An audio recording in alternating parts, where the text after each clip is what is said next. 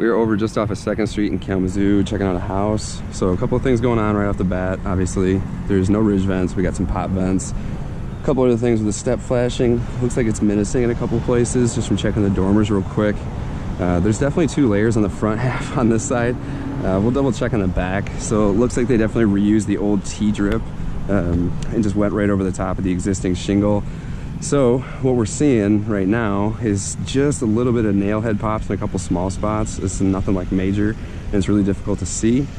But outside of that, you know, the front face of the roof, obviously much better condition than this back half, just from a discoloration standpoint. The pipe boots are relatively new, which is nice, but the negative, like I was saying, is it definitely looks like we just did a once over. And with that, obviously we just have the standard felt. So a couple of things that we're talking about doing is adding some ridge venting. The rain guard on top of the chimney looks like it's relatively new, or at least probably redone when they did the layover here on the front. And I'm assuming maybe some kind of leak is what caused it, get it all going. Usually kind of the case. But these valleys down through here, obviously they're closed. They did a pretty good job with weaving them and everything like that, so that looks nice.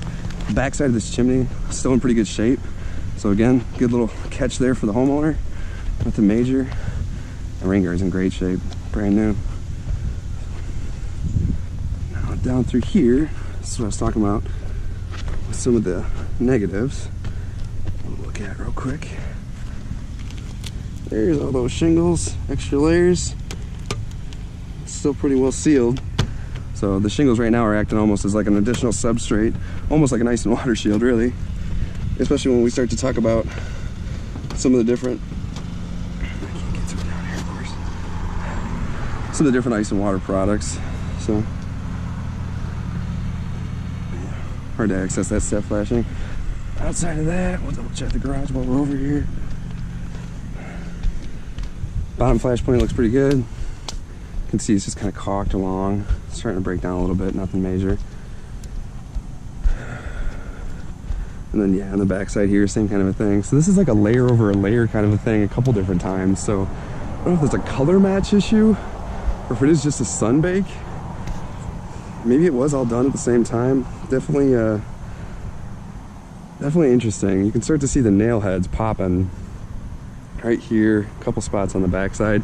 So obviously this has got a southern exposure, so it's getting it twice as fast. But this is what we're going to start to see now, is as these nail heads start to raise and these shingles start to pop up, those are going to be water penetration points.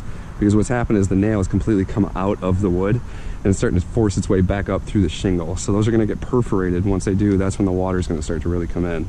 So you got some perforations here, I'm sure from an old satellite dish or something like that.